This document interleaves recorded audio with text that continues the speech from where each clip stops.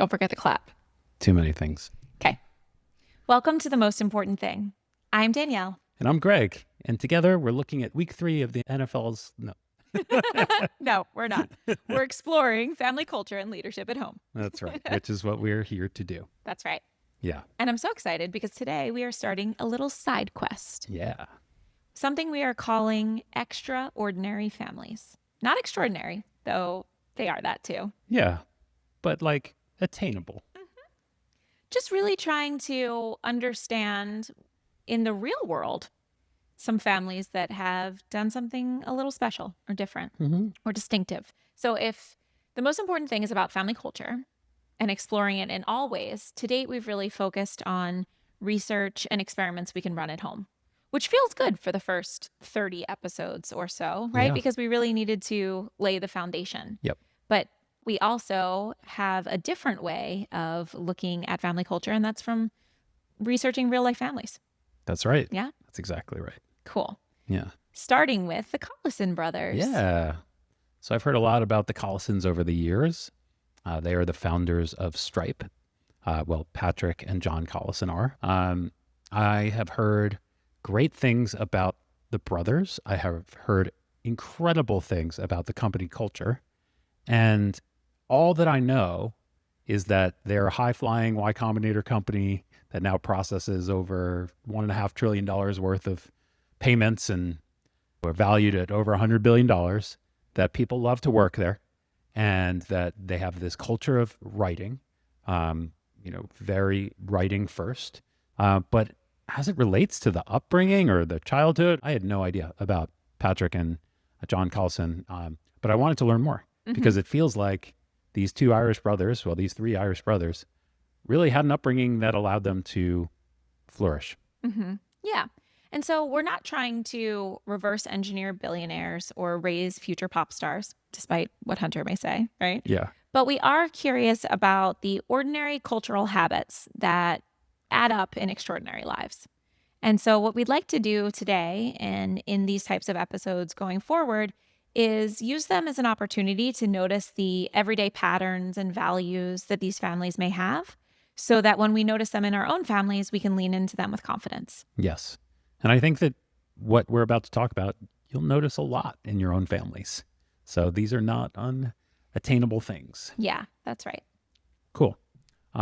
So when we dug into the Collisons' childhood, right, what stood out wasn't capital or lucky breaks. It was almost boring sounding stuff. So books everywhere, long stretches of boredom, parents who trusted them, siblings pushing each other, and parents doing their own work instead of hovering. Space to explore. I love Yes. that. Yeah, I think that's a theme that's going to come up throughout today's episode. Yes, exactly. And we learned a lot about the Collison brothers, mostly from interviews that Patrick gave, right? Yes. So we'll put all of those in the show notes. Yep. But basically, if we could find it out there, whether it's podcasts or articles where the Collisons, either Patrick or John, are talking about their family culture and their upbringing, we reviewed it. Yes, we Yes. did. Exactly. Okay, great. So let's dig in. Mhm. There are 3 distinctive aspects of the Collison childhood that we'd like to go through today, and I'll just share them as an outline, what to expect. And so the first is the environment. And the environment in which the Collisons grew up was really a paradox, if you will, because it was, on the one hand, empty and boring, and on the other, expansive. And in Patrick's words, they were showed the world. So we'll dig into that. 2, this idea of their parents as mentors. I think there's a lot about how to be great parents today and how to raise an entrepreneur, but it seems as though their parents really provided the high standards and high support that they needed to thrive. And then the third is this bigger picture perspective. So whether it was being thrown into the mix with guests at the dinner table or being left alone for weeks due to their brother's illness and a surgery that had to happen across the seas, they were consistently shown respect by their parents and treated as adults and shown that the world is so much bigger than their small Tipperary, Ireland, right? Yeah. Cool. So let's get started with the environment. So, as Carl Jung says, only the paradox comes anywhere near to comprehending the fullness of life. And I love this idea because it does really seem like their childhood was a true juxtaposition of the empty and the expansive. On the one hand, they grew up in very rural Ireland, living very far away even from their school friends, and they didn't have the internet for the first 15 years of their lives. In Patrick's words, we had to figure out for ourselves what was going to be entertaining and interesting and fun. It wasn't just provided to us by the environment. And so we grew up as these free-range children. But on the other hand, there were books everywhere. Everywhere.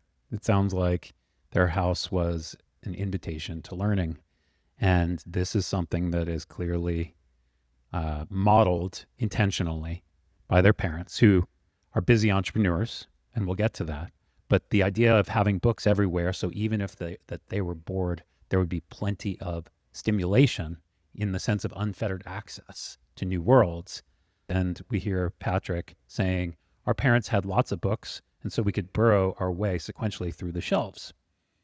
The idea here is that there's identity tied up in books. These are artifacts, and they signal to the kids, hey, this is who we are, right? So the books being visible, accessible, everywhere.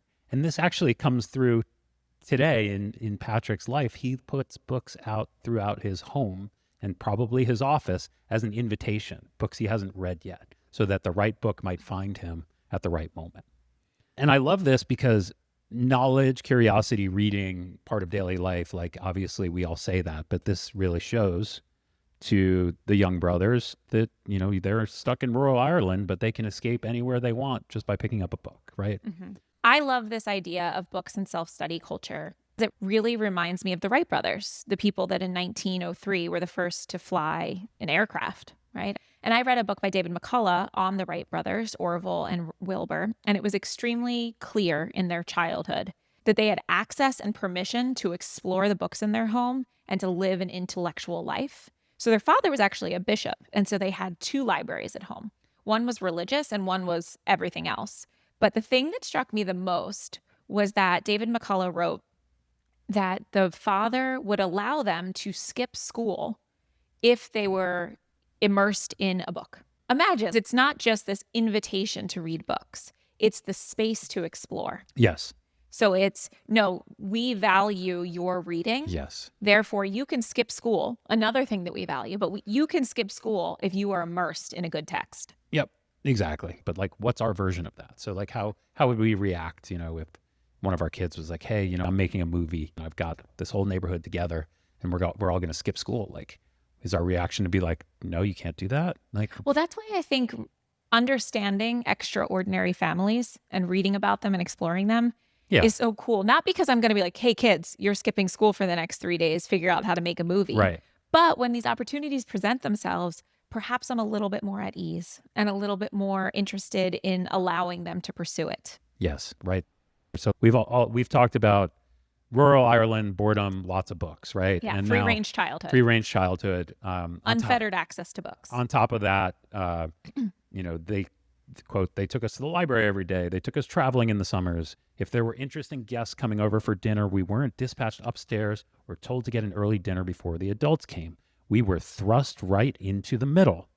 So they really took us seriously and showed us the world.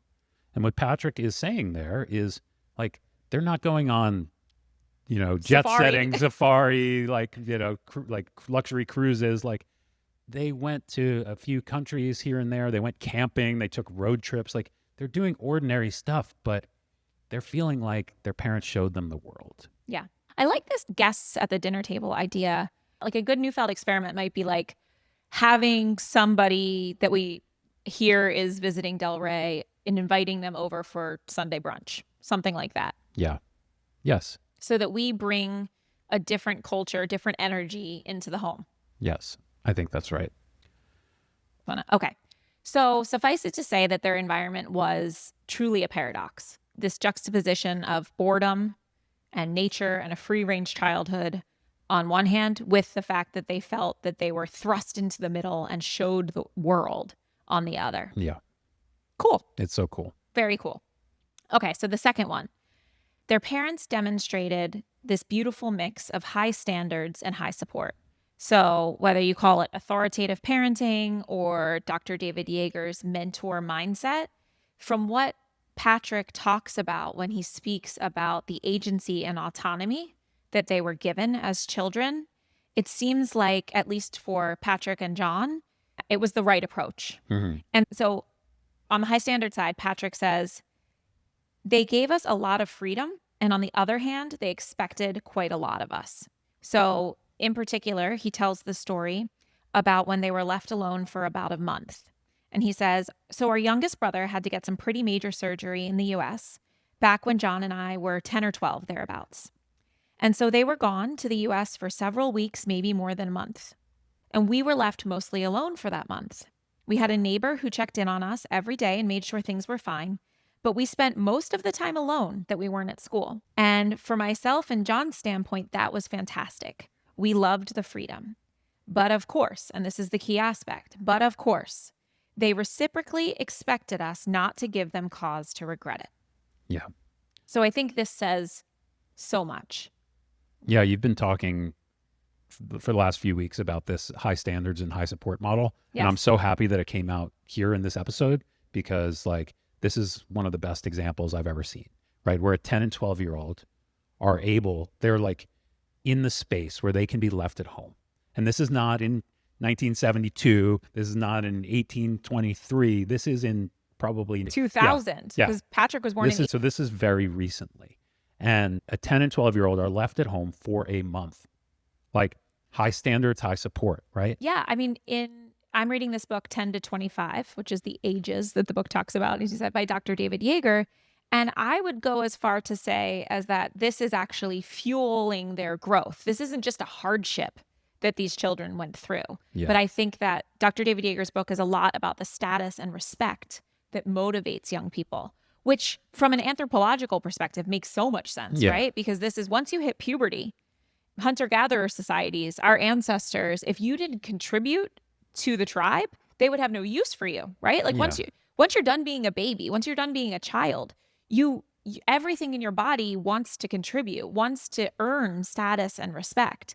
To me, this same idea comes back to rites of passage, right? It's something that I hope we can spend more time talking about on this podcast, because I think that providing opportunities, be they environmentally necessary, such as in this case, because their younger brother Tommy had cerebral palsy and needed major surgery in the US, or be them something that parents really scaffold and encourage. I think that finding opportunities for children to step out of childhood and into adulthood, to bridge through status and respect, through space, is really important to adolescence and to growth. So that was high standards. Yeah.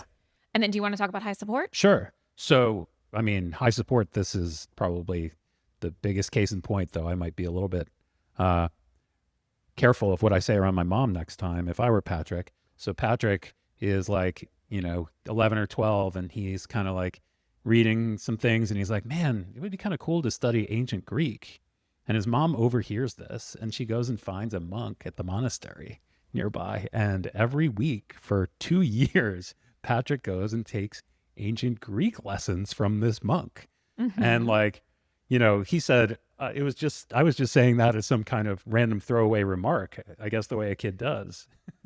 So I thought that was so funny that is very high support. And the fact that he kept doing it must have meant that his mom saw him, that she was like, oh, he could really use that. So I love this story.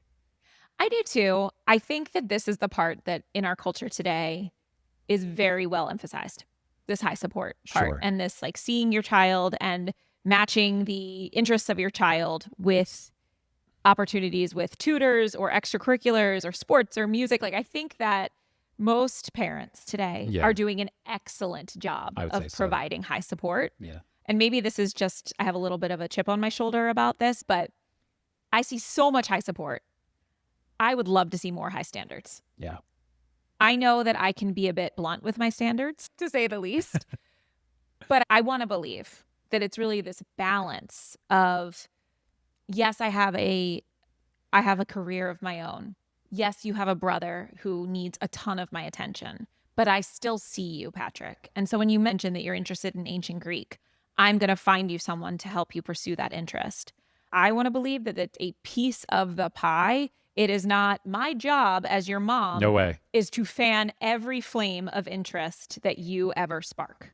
Yeah, I think this is one of those like anecdotes that actually says a lot more about, how he's praising his mom for finding somebody that could actually do that versus like the idea that she provided support to him. It's almost like he's very proud of the resourcefulness of his mother.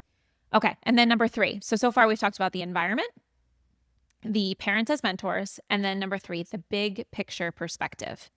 And this is one that, at least for me, has really gotten lost in today's discussion of family culture until now.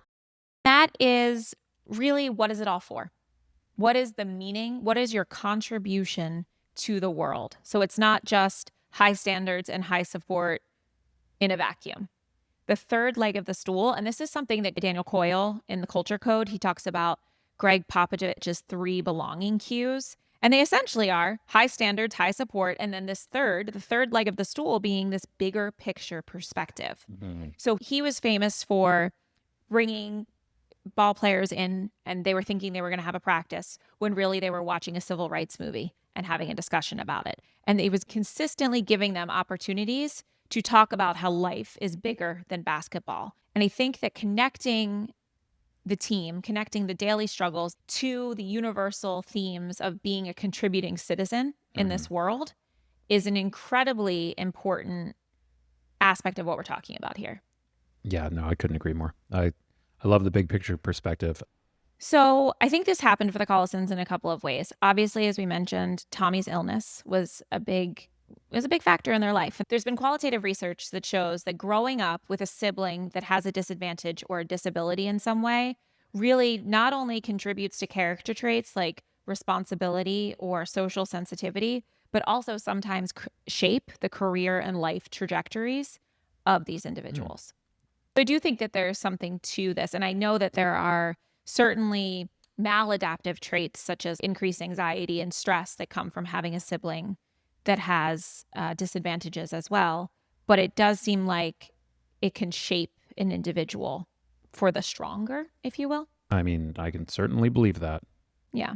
And then the other aspect of this idea of a bigger picture perspective is that their parents were climbing their own mountains. Yes. They were both entrepreneurs. Yes, that's right. So the father is an electrical engineer, but as far as the backstory goes, he ran a 24-room hotel in Ireland, and the mom, who was a trained microbiologist, started a corporate training company that she ran out of the hotel. So the idea here is that running 2 businesses in plain view of the boys is normalizing entrepreneurship. It's just saying, hey, you know what? Like, you go and you build the thing that you want to build and do the thing that you want to do. Yeah, I mean, Patrick really speaks to this when he says, entrepreneur is a long, fancy French word, but it didn't seem like something you aspire to. It seemed normal because, and this is the key point, whatever your parents do seems normal. Nice. And so I do think that they had a bit of a leg up when it comes to entrepreneurial endeavors because they went down to the hotel consistently growing up, right? And spent a lot of time there. And that was also where their mom started a corporate training company. So it seems like they very much understood what was happening in the day-to-day of their parents' businesses and really saw them work hard. And I think that is also a consistent theme that we see in many of these extraordinary families. That consistent idea that life is about climbing your own mountains. Well, and climb the Collisons did. So to round out the story, when Patrick was 15, he took a transition year, studied computer science, and went to a very technical conference in California at Stanford, where he saw what the U.S. was capable of. And he said, I got to go there. Yeah. So let me figure out how to get out of the education system in Ireland. And so he took a test in the UK. His brother John followed suit. They both went to the US, but not before they started and built Octomatic, which was a tool company for eBay sellers, which they sold in 2008 when they were 19 and 17. They sold that for $5 million. And then they went to MIT, but dropped out and started Stripe out of MIT, which they never finished. They went to Y Combinator in Palo Alto in 2010 or 2011 and co-founded Stripe, which raised like $2 million from Sequoia and Peter Thiel and Andreessen Horowitz and Elon Musk. And then in 2016, made the brothers the world's youngest self-made billionaires when Stripe was valued at over almost $10 billion. As of last year, Stripe processed $1.4 trillion in payments, which is up 38% year over year. They now power half the Fortune 100, 80% of the Forbes Cloud 100, 78% of the Forbes AI 50. And their latest valuation, this is a dated mark, is $91.5 billion as of early 2025. So they went from rural Ireland to building a massive fintech company with a distinctive company culture. And this seems to be, for many reasons, a family worth studying. I think so. Okay, so to recap, when we take a look under the hood of the Collisons, from what we can see is an environment with a juxtaposition of boredom and adventure, parents who struck the right balance of high support and high standards when it came to their children, fostering a culture of status and respect. They provided opportunities for bigger picture perspective. Yes. So what are you really taking away from this exploration that we've done? Yeah, I don't think that I had said it out loud until after reading this before, but I've been thinking it for a while, which is there is no such thing as boredom. Yeah, you said that a couple of times in the house this weekend. Yeah, I did. It does not exist. And if you're feeling bored, if your kids are feeling bored, it's not because they don't know what to do. It's because they want attention. And I always say boredom's a choice. Yeah, but I think that boredom is a lack of feeling like someone is giving you attention, as opposed to I don't know what to do. What about you? What's your big takeaway? Well, of course, I really love the parents climbing their own mountains piece of this. Yeah. I think that it's really cool to think that I can do something that I can follow my own passions and curiosities, and that can be a model for our children as opposed to something that takes away from my parenting. And really what I said at the top of the episode is just like something to lean into with confidence as opposed to wondering if I'm doing the right thing. Yeah. Yeah. And then this idea of artifacts that we've talked about, like really what is in the environment that our children will pick up on that we want them to lean into, at least provide the invitation. Yes. Yeah. Absolutely. Cool. Well, I think they've given us a lot to think about, Yeah. the Collison brothers, and I'm excited. I know Patrick Collison got married in 2022, I believe. Oh, cool. And so, at least as far as I could tell, no children yet, but I'm excited to hear how they raise their kids. Yeah, exactly. Nothing Let here the story is- continue. Everything here is ordinary, just a little extraordinary. Right? That's right. That's why we're calling this Yeah. Extraordinary Families. Exactly. So thanks everybody for joining us for Extraordinary Families, the Collison brothers. Yeah. We'll see you again soon. Yes. Love you, All right. Goosey. Hey guys, if you're still here, you're definitely our kind of person. Thanks for spending this time with us on the most important thing.